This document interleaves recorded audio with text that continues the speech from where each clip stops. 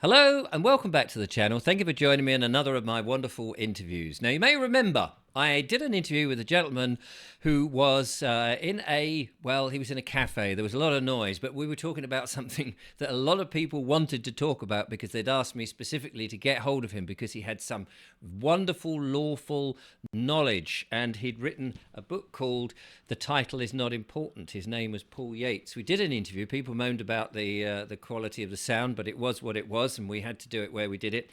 This was an amazing book that has helped lots of people, especially with bailiffs, with banking problems, with credit and things like that, and how to deal with it. And at the time when I spoke to Paul, he said, I'm writing another one, and it came out pretty much after the interview. And he sent me a version of that. It's called The Big Stick, and it goes into much greater detail, and again is going to be very helpful for all us people who find the fraud and the debt a big issue. From a boat in some warm tropical environment, instead of the miserable 9 degrees here down on the south coast in England where I am, Paul Yates joins me. Hello, Paul. Hello, sir. Captain Vobes, ahoy. Ahoy. Yes, I could well be bobbing up and down in the English Channel for what good it does me. It's lovely to have you back on the show. Thank you so much for joining me a second time and for sending me your second book on the banking scams and how to make the creditor liable and correct the record, which I'd love to sort of get into. And as I mentioned to you before we started recording, I'm only just under halfway through. And already it's a big eye-opener. You deal certainly with the banking fraud and these credit agreements that we've all found ourselves in. Many of my audience, of course, have been waking up to all of this and going, "Oh my God, have I, been signing these contracts which are really pretty meaningless because they're not really contracts at all." We spoke about the first book, which is still selling and people are recommending left, right, and centre. The response from that must have been very encouraging for you. Yeah, it's definitely doing the rounds. And I really don't mind if people lend it to the nth degree, as long as people get that information. It changes things. It changes things massively. Um, and the Facebook group is just swelling ridiculously every day. It's just growing. Um, and I knew that there was a big problem with people in debt and struggling to make payments. I didn't realize how big it was. Um, and it's kind of showing me how big the problem is, and it's also showing me how many people aren't sort of. I thought people would be embarrassed about debt problems, but Right. they're not. They're coming in the group and they're talking about it, and it's like, what do I do? And I don't need to say anything. Everybody says, read the book, and Yes. it's that simple. Yes. Um, and then when the second one came out, it's actually the third. Um, that sort of drills into it a lot deeper, and it gives tools. It gives the first one gives tools as to how to push back the bank and the debt collectors and all these bogus idiots. Um, but the second one was written. I'm probably jumping ahead here, but the second one was written primarily because I wanted to find tools, weaponry, basically, to actually go back at these guys rather than pushing them back and going, "Phew, that's me out the doodah." I wanted to go after them, Yes. so that's what the second book's all about.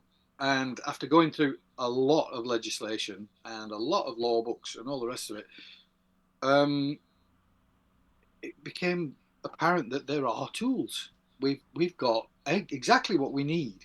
They're just very well buried in legislation and wordy law tomes. Well, I was going to say, I mean, you mentioned that in the big stick that you spent a long time doing it, and it's all there for those people who have the time and the understanding, because the language of legislation is very difficult to interpret. Yeah. Is that your background? No, I'm a musician. Right. but somehow you're able to take that, you take it slowly enough to actually conceive the true meaning of this, Yeah, and you're able to put it into layman because you write very well. I mean, and that's, I mean, a I've, really I've good thing. I've been told that I write as I speak. Right. Um, yeah, right, and that's the But only way I can do it. yeah, but that, I mean, but what I mean is, you've, not everybody can write as they speak because not everybody can speak very coherently, and that may be down to our education system. That's another thing. But you managed to Yeah. break it down into very easy to understand chunks, so Mhm. that people, and also you're removing the fear. When you get a letter with these all this sort of big block letters, and it's in demanding money with menaces, and you think, oh my God, I've got to go down this route, and you disarm that fear very authentically and quickly, Yeah. which, so I think praise has got to be given when praise is due, and Well, that's I really have read good. a lot of psychology books as well. Oh, right. Well, So that's good. Well, that's that's the me. way. The only thing they've got in their toolbox is psychology.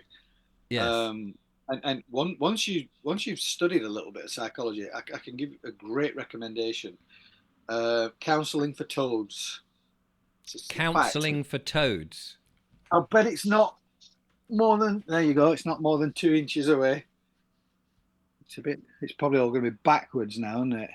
It might be your end, but yeah, there it is. Counseling for Toads, a psychological adventure by Robert D.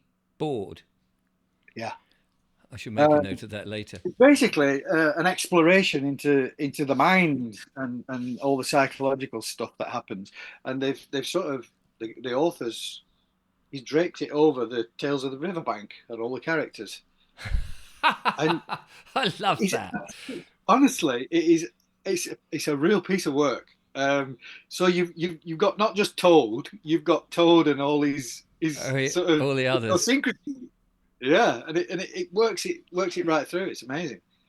That, So yeah, yeah, reading stuff like that, then you get on to banking letters, and you can start seeing the language, and you think, well, I know the process that they're using here. That's just psychology 101, and I've been doing that for years. I've been able to see that for a long time, right. um, and I don't really think they thought they were going to get caught using that kind of methodology, but it's right there if you know what you're looking at. So, if you were to sum up the big stick, just for the purposes of starting a conversation, um, what would you say the essence of it is for the reader? Okay, where the title is unimportant taught you what was going on, what actually is occurring in the banking and credit sector. Um, it always left sort of a gaping hole for me because okay, you can get out of the trouble, but then what? These Right. guys have got away with it, and so the big stick is essentially a big stick. It allows you to go after these guys, and it provides all of the legislation and the case law and the law and everything to actually put your case together and go after these guys by and the beauty of it is it's theoretical. It's theoretical because I'm on a boat. I can't. Mm. I'm not based in England, so I can't actually apply it. But it's legislation. So if it fails, if any process in that book fails, then the legislation's failed. And the problem they have is that they can't be seen to allow the legislation to be seen failing. So they Yes. have to do it. They have to do it. It's the word of the Almighty, if you will. You know, the government says this is how it does, and so that's how we do it. Um, so that's pretty much what it is. It's a toolkit, um, and if you understand it and try to write it as simply as I can, Mm. if you understand it and apply it, it will get you where you want to go because it has to. And so, what would you say is the biggest scams then that these banks are doing that we can unravel? I only You know, realised this 2 months ago. I realised that when we apply for the credit or the card or the loan or whatever it is, we fill in that application form, and that's then taken as a security instrument. It's monetized. It basically funds the loan, and we never see that original again. It disappears down the markets. We never see it again. And I Mm. realized 2 months ago that what it actually is a promissory note, and we write them that check and we give it to them, and that's as far as it goes in their arena, um, because we just gave them a check. So it's not a contract. There's no agreement. They Right. cannot produce an agreement because they don't countersign it. There's no full disclosure. There's no mutual intent. There's nothing. We just gave them a check and off they went with it. And So yeah, there is no contract. That's the biggest scam. There's no agreement, no contract.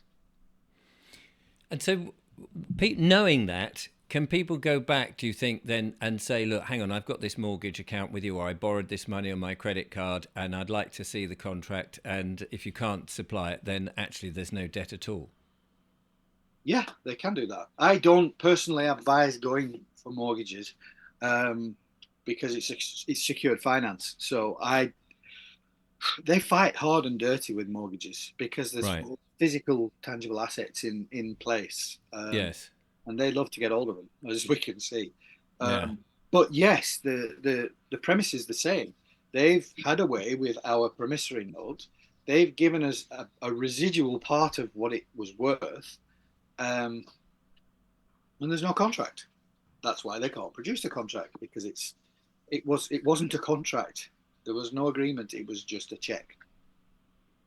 And so we created the money for them. Yeah. So at best, it's sort of failure to disclose on the bank's part. At worst, it's absolute fraud, and we know which one it is. Yeah. Well, this is it. And so do you think if enough people take advantage of the tools that you've got in the back, the templates and various things, and actually go after them, this will collapse the system? No, and the point is not to collapse the system.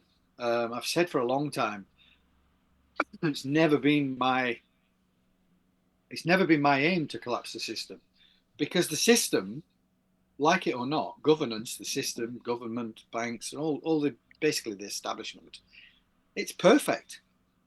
It's just been hijacked. Right. It's So been we, run by the wrong people. yeah, so all we need to do is get it back on the rails and make it work as it was intended to work, and there we are. That'll be the end of that. Right. You don't have a 5 point plan to get it back on the rails, do you? Well, it'd probably take a SEAL team about 35 minutes to do the job, but yeah, but that's not where we're going, is it really? No, But it what doesn't. I mean, the plan is, as was always the plan with Debt Ninjas, was to push the envelope as far as we can do with the legislation, and that will then and does come up against crooked judges, magistrates, and all the rest of them, which sort of exposes all that lot. Um, at which point we've got a mass of people. I mean, there's a mass of people already in the Facebook group, and the next phase is class action. If they will not be bending to the will of the people, then it'll be class action, and that's what we're moving towards fairly quickly. And I've got 2 lawyers in mind that will be happy to do that. Wow. Well, Which that is would be good. it's kind of an oxymoron saying that. Well, yes. I mean, I suppose if you've got barristers, they've all sort of signed up to the other side, and their loyalty is always first to the courts. Yeah, but these 2 guys have actually seen that the curtain is going to come down fairly soon, and they would like to be on the right side of it when it Mm. comes down. And there must be. I mean, you say that. That's quite an interesting point, isn't it? There must be a number of barristers and people within the judiciary that are going along with it because they really do believe that they're doing the right thing, or their training has, like with doctors, they think it's the right thing to give people certain medical interventions, only to start questioning it, but their job is on the line. Well, If you get to a point where suddenly the pendulum is now swinging in the other way, and actually it is the most honourable thing to act honourably. Do you think then there'll be more people within the judiciary that will start to be honourable and not necessarily run these scams? That's a kind of double-edged sword. Yes, because the people that are in these roles know full well what they're doing, um, but they are within a system that's encouraging their behaviour Hmm. that's, shall we say, particularly reasonable. Um, the system's got to be corrected first, and once the system gets corrected by the people, and it's coming, then all the lawyers will suddenly go, yes, we want to be honourable, play fair, and get back to law, basically, get back to what the legislation sets out. And not all legislation's fair towards people. No. Well, we kind of know that with looking at the police and what they get up to. But they're only doing a role again. They're only playing their part. Once once that system has removed its hijackers, once the cancer's been extracted from it, the system's great. Um, and at that point, they'll all jump on board, and we'll probably have that for another 200 years until it gets hijacked again. Until it gets hijacked. So it is in a way down to us to keep pushing the Oh, envelope. it's always down to us. Always, always, Yeah. always. You can't be anything other than yourself. And Yeah. if you're not yourself, then who are you, and who do you work for? Who's controlling you? So There's I mean, we spoke about this at the beginning. There's a lot of fear involved when you get notices and demands and things, and indeed bailiffs and what have you. Um, do you think that we have to resolve this in the courts? Is there paperwork to avoid the courts so that some people just don't want to face it, or they will tremble, or they'll just yeah. say the wrong thing? Well, yeah, all the paperwork in the first book, um, it generally keeps the matter out of court because we're offering a conditional agreement. So I'm happy to pay you. There's no dispute, but I need some information, and I need you to prove. As with any other case in law, you need to provide the basis for your claim. So Right. that's all we're asking for. Show me that I owe this money. Show me that I borrowed this money, and show me that there is an agreement, and then I'm happy to pay and settle it. And Yes. and that's the problem. That's the problem. It's been hijacked. Yes, I mean they're not playing by their own rules. That's half the problem. We have bailiffs turning up with iPads saying, "Here's the writ from the magistrate," and there's no signature, there's no assigned debt collecting agency named on the paperwork, and you can't sort of verify. I mean, my partner had her ex had them turn up on a bank holiday Monday. And he said, well, how do I verify from the court that you are the official debt collectors and not just a bunch of scumbags coming up because the court's shut? Yeah. And they weren't, they were saying, well, we're here to take your car, come what may.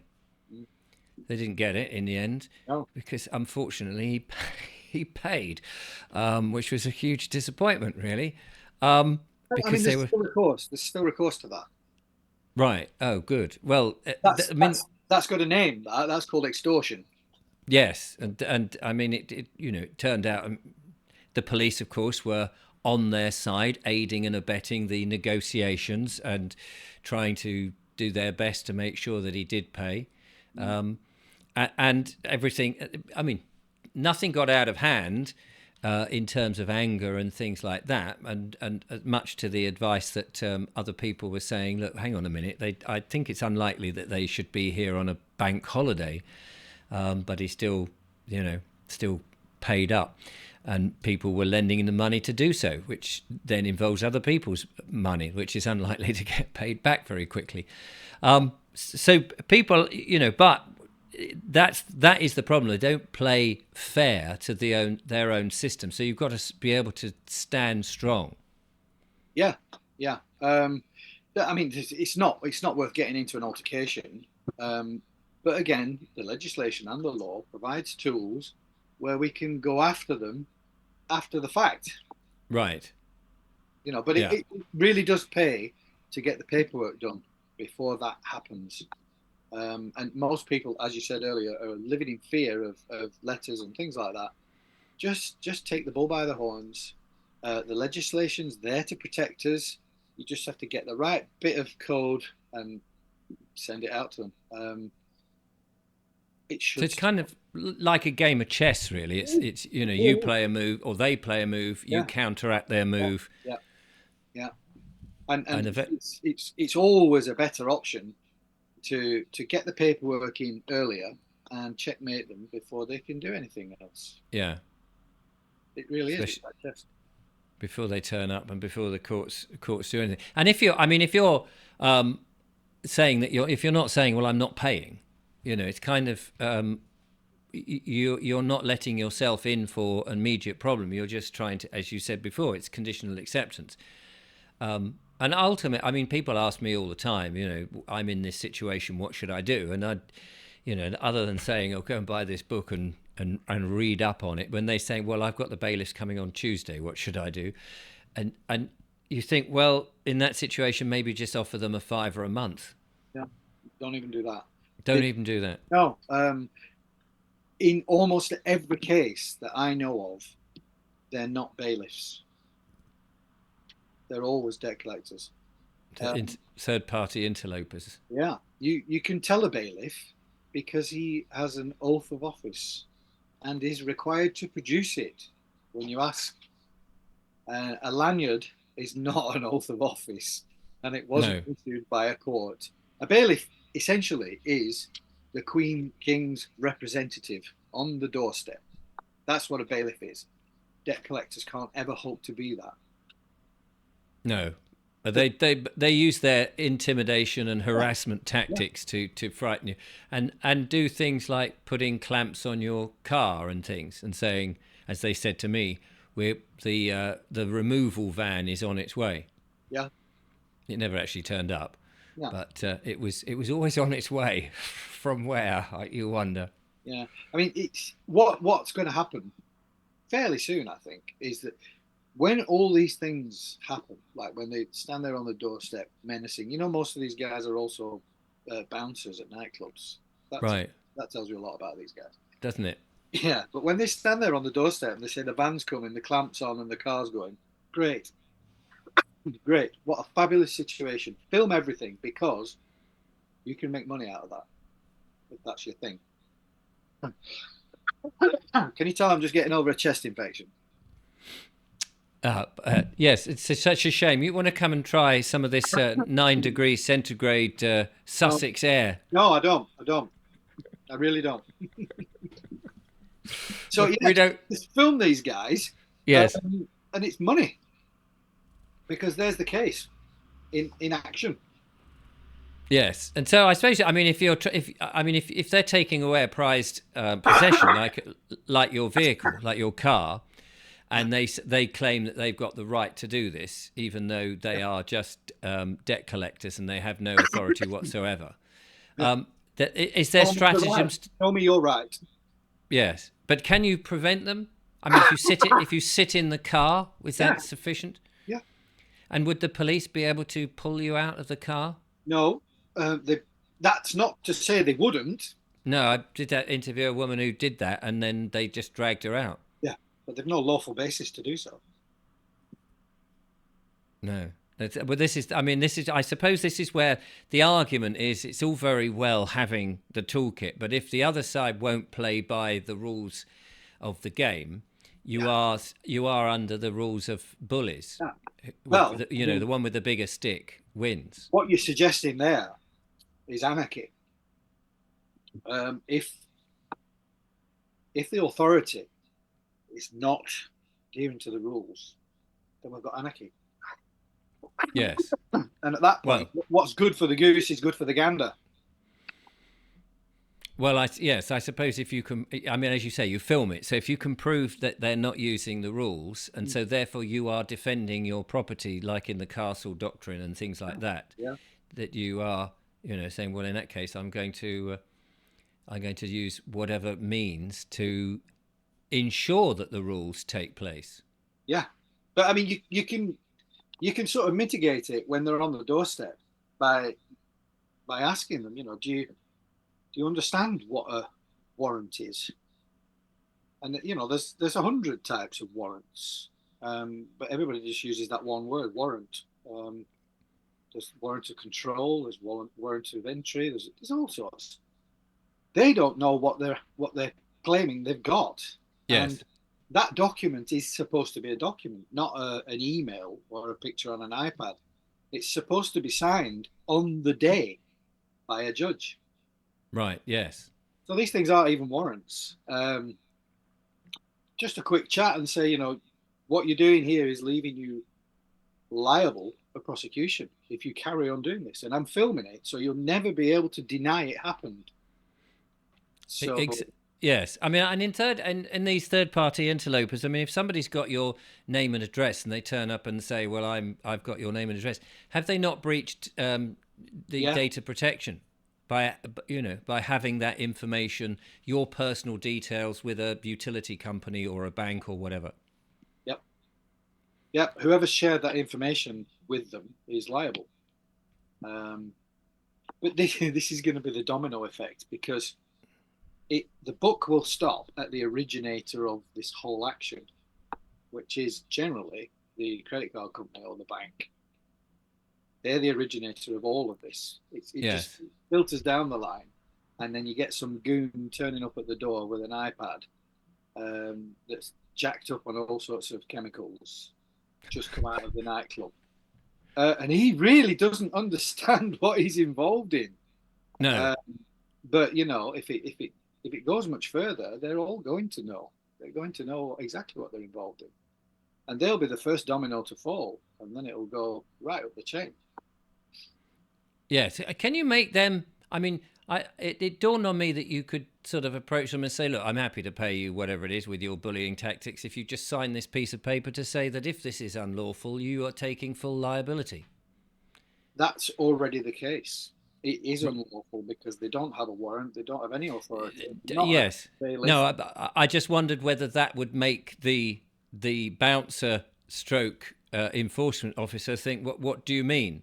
Because if Well, having anything you can say to them that will cause them to stop and maybe think about exactly what they're doing right there, yes, it's got to help. yeah, Got to yeah, help. no, absolutely.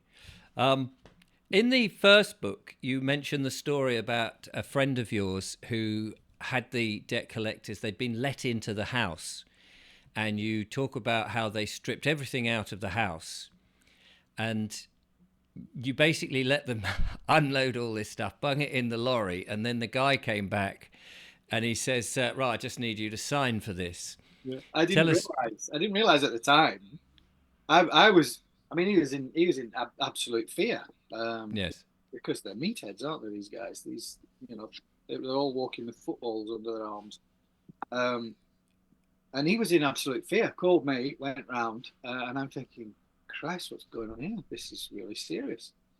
And the penny only dropped when he said, "Can you sign this?" And I looked at the paperwork, and it's like, well, this is just consent. This is a consent form. You're Yes. giving them authority to rob you.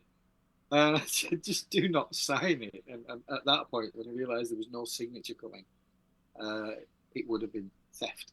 It would have been plain theft. Yes. And so that, I mean, that's a very interesting point because people would, maybe said that, well, this is to say that we've got it secured for you and all this sort of nonsense. So But they pay it. actually, Yeah. yeah. But actually, what you're saying is, I agree to you removing my property. Yeah. And so the message there is clearly not to sign anything by these people. Yeah.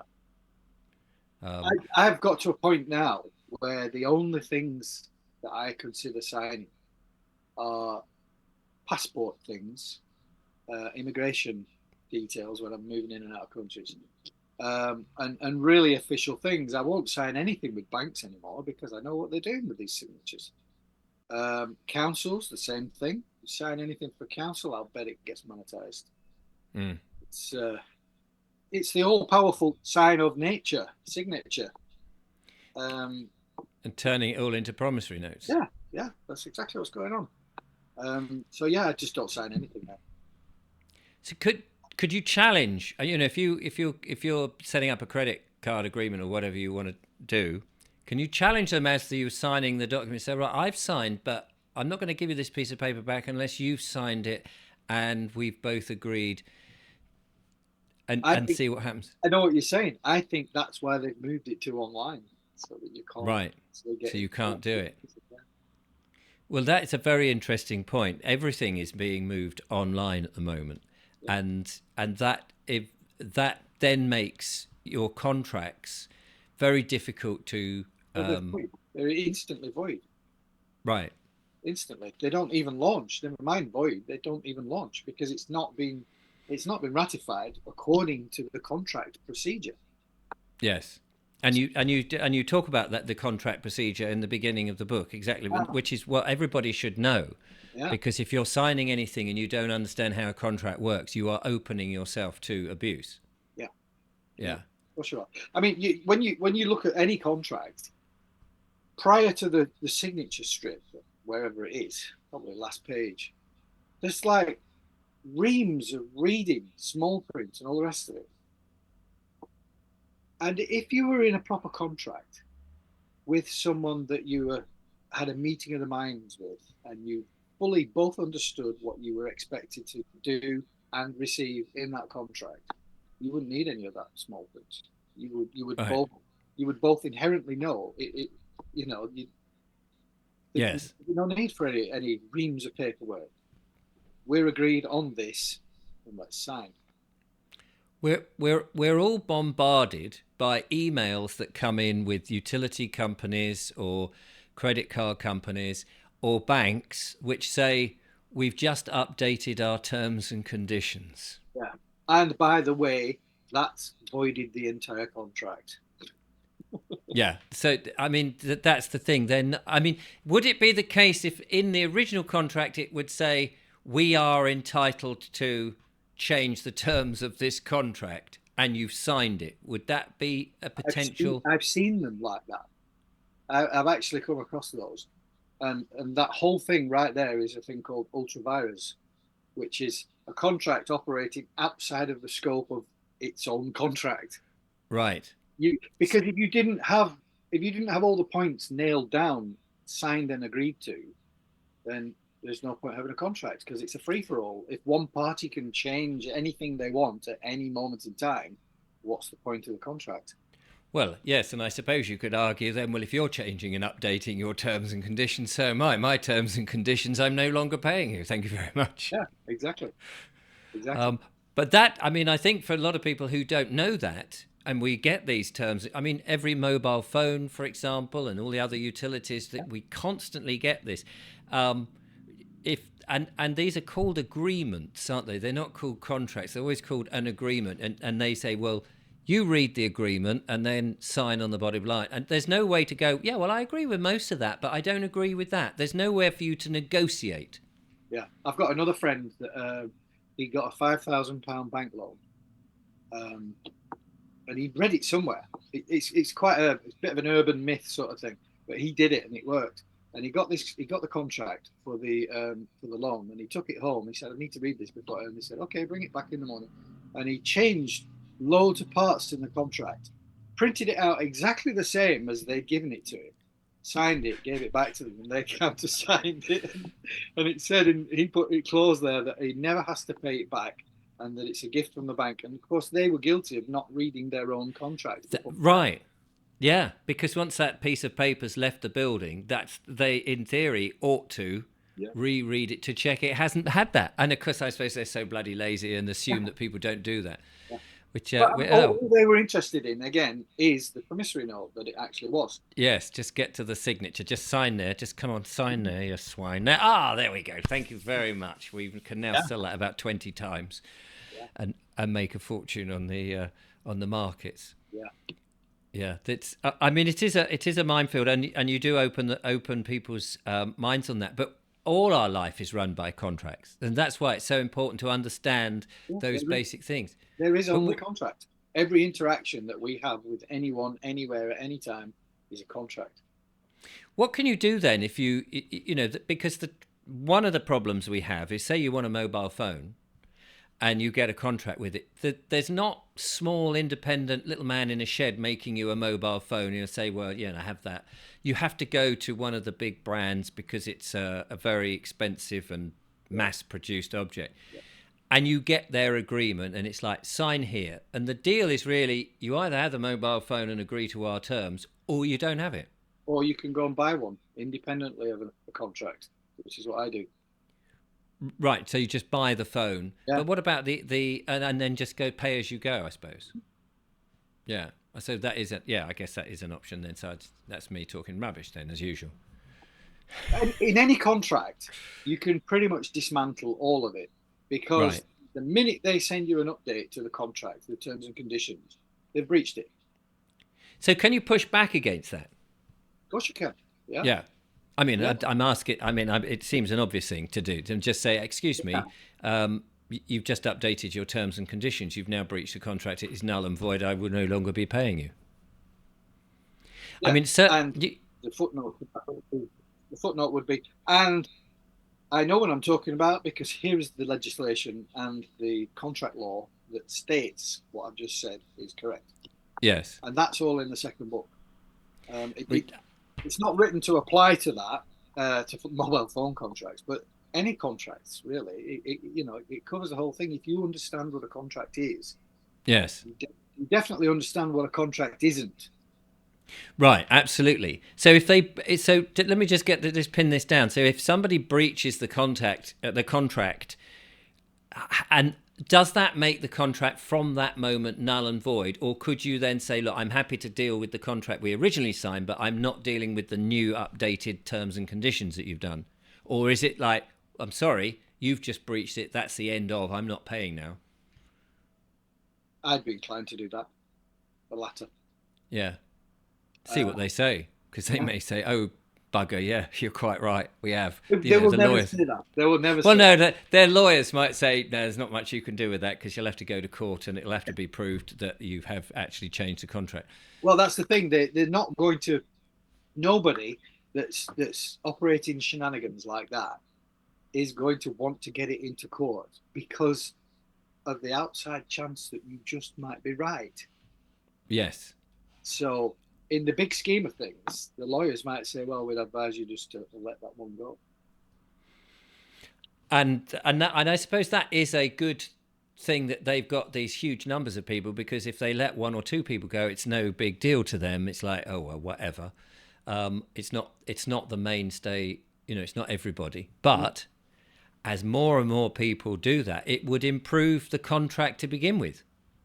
Well, I mean, yeah, getting everybody back into the rules of contracting, the actual foundations of contracting. There's nothing wrong with it. It's absolutely great. It's like I said earlier. It's just been hijacked. Yes. It's been sidelined to such an extent now that even lawyers don't know what a contract is. When they talk about you've parked on this bit of land and didn't you see the sign? That's a contract. No, it fails every description of a contract. It's just a sign. It's just a sign with our rules, not Yeah. anything. Nothing has been agreed. Yeah. So the lawyers don't actually know what a contract is now. There is that term, a deemed contract. Yeah. Where they say, well, it's deemed, it's an understanding that if you drive on this area, that there is likely to be a charge, especially if you see all the signs. First question is, who's understanding? Well, yes, I suppose that's true. Yes, because why would you necessarily know? If you're a first-time driver and you've just got in the car, you pass your test, and you drive on this bit of land, you may not know how things work. Yeah. It's not part of the highway code that you have to pass. Yeah, same as these tourists. Let's say tourists from China or Southeast Asia or wherever.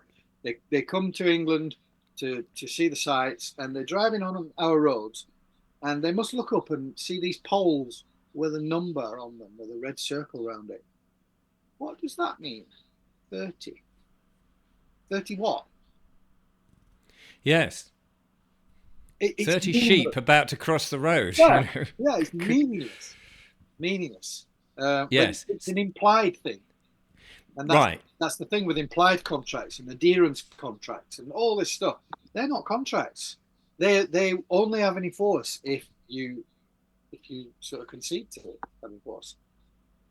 No, that I mean, I think that's a really strong point because so much is implied or given the impression that this is something that you have to do. But if we live in this contract world, this world of commerce, Yeah, where is all the contract? Can I just talk about the? I know you don't talk about it specifically, or at least I haven't come across it as yet. The council tax is yeah, something that a lot of people are fighting and pushing back, and when the councils push back, they always adhere to this piece of, well, this is the Local Finance Act 1992, and it says there you have to pay. End yeah, of story. yeah. That's it. And I've seen letters in which people have said, well, you voted for a government, the government have agreed this, so therefore, this is the way it is. And you go, well, that was a government in 1992. How do you know if I voted for that government? How Well, do you know I was part of any of that? irrelevant. It's irrelevant anyway because in 2008, the liability order construction mechanism was removed from local governance, so they don't have any ability to make anyone liable for council tax, which is why it never goes to the real court. It always goes to the council that hires the court for a day to rubber stamp lots of cases. Um, Yeah. but again, there's no enforcement behind it because they can't send bailiffs who have authority. They can only send debt collectors to pretend that they're bailiffs. Yes. Doesn't stop them doing it. They're all committing fraud. Um, but what can you do until we? Why do you suppose that they removed the liability? Because it's unlawful. You can't tax a man or a woman. Right. You can only tax persons, citizens, taxpayers, and property. Council tax is for commercial premises, not for dwellings. Right. Yes. And somebody did say that we think we live in dwellings, but actually it is commercial property because either we live in a district or we have our deeds as Mister, and that being a military title. I don't. It gets very confusing. Well, when I was in England, I just lived at home. Um, it was that simple. Where do you live? Here, in my body. Yeah. And What's your what can they? address? Well, you can call me Paul because address is a military designation. Yes. How do you address the superior officer and all that? And So the if you title take deeds are the all to word for it, postcodes. yeah, postcode. What's the post code? And once you get into the etymology of the language, you can start tearing it apart. Government Yeah. buildings with the word entrance across the top. Entrance. Entrance. That's a new one on me. It is full of it. It's everywhere. Once you start picking that apart, Yeah. you can have. Whenever I see these things and they break these words down, and you go, oh yeah, no, I see that. You just think somewhere at one point in time there was this wizard who was coming up with all these ideas. How could we Yeah, befuddle them? yeah. Well, Entrance, we'll there's entrance there's them. there's a modern wizard that's deconstructing all this word salad, and he's called Darren Diogi, and he's amazing. Oh, some of the stuff he comes out with. Um, Yeah, so yeah, have a look at his stuff. He's yeah, no, absolutely. I mean, it is so. Part of really what you're doing here, as well as giving a toolkit, I mean, it comes back to the idea we've got to look at things differently and not take these things at face value. Understand that we are being conned. We've been conned from the start. yeah. The contract hasn't been set up correctly, and they use fear and big sticks to, not literally big We sticks, use or big sticks. We use big sticks. They use big use sticks psychology. to, yes, big sticks of psychology to defunct their nonsense, and then they're in a bit of a checkmate. And the more people that do this, the more people that remove the fear and just challenge and say, look, I'm happy to pay, but just show me where the authority is, show me where I sign, show me the contract. I mean, at no time, I would hazard a guess, had more people challenged the council tax and other areas, would you say? I mean, when I say no, in recent years, I mean certainly in 1381 in the Peasants' Revolt, when they were challenging the poll tax back then, they certainly made a right mess of things. And I Oh, imagine they did it in the 80s, didn't they? Or 90s maybe. oh When yes, that's right. With when Maggie came out with the that's poll it. Yeah, tax, they totally scrapped it all because they yeah, knew it would. You see, it doesn't have the basis of law to support it. So whenever it's met by challenge en masse, it's got to fail. yes, There's nothing stronger than the will of the people. You know, I'm sorry to all these elites and hierarchical families and all the rest of it, but you ain't gonna beat the people. There's just too many of us. yes. And as long as we're in the know, I mean that's the thing. We have allowed ourselves to accept. I was going to say second best, but it's more like third rate Radar. education, Yeah. and yeah, we've Well, allowed. the education is a significant part of it. And I'm just looking at my battery levels now, and the power's still not coming back on. And I'd love to get into it, but I don't think we're going to be able to. I think the batteries are going to collapse fairly soon. Well, let's end it there, because that would be a conversation for another day. But the big stick, it's out now. I'll put a link to it. It's on Amazon and various other all good bookshops, presumably, Yeah, as they say. yeah. And do check that out. And if you haven't already got the title, is unimportant. That I would recommend as well. It does take the fear of the debt collectors. The big stick is the toolkit, and it goes through the legislation. You make it very easy to understand, and you go, oh, okay, I can use this. So thank you so much, Paul, for talking to us. Let's do it again when I've got mains power. Yes, absolutely. No, that would be good. Well, it's been again invigorating. Great to talk to you. More power to you. You're making things open to people. Is there another book on the cards? There is, but it's not. I mean, there was only ever going to be a trilogy, and I didn't even know it at the time. But there was only going to be three books on this aspect, the banking and stuff like that. The book that I'm writing now, it's going to take me a couple of years, but it's going to be my magnum opus, I think. Oh, brilliant. And it's all about life, where we came from, what we're supposed to be doing, what we're not doing that we should be, what we're doing that we shouldn't be, and where we go after here and all the rest of it. Wow. But as you know, I like to provide evidence and not conjecture. Yes. So I'm busy digging up lots and lots of evidence. Well, we look forward to that very much. So there we are. How about that? It's always good to have something to look forward to. Paul, I appreciate your batteries are about to disappear, so we'll say goodbye. But thank you once again. And thank you for being in an environment where we can hear you and see you a lot better, and no one's ordering a cappuccino behind you. Yeah, or sweeping the floor or breaking windows. Yeah, it helps. Yeah. Yeah. Well, enjoy your 38 degrees, whatever it is over there. And I'll put on my duffel coat. Thanks again. Look after yourself, and we'll talk again. Cheers, Richard. Take care. Take care. So there we are, ladies and gentlemen. That is Paul and the Big Stick. I will be back with more monologues and more wonderful guests. But until then, thanks for watching from Paul and I. Take care. Bye for now.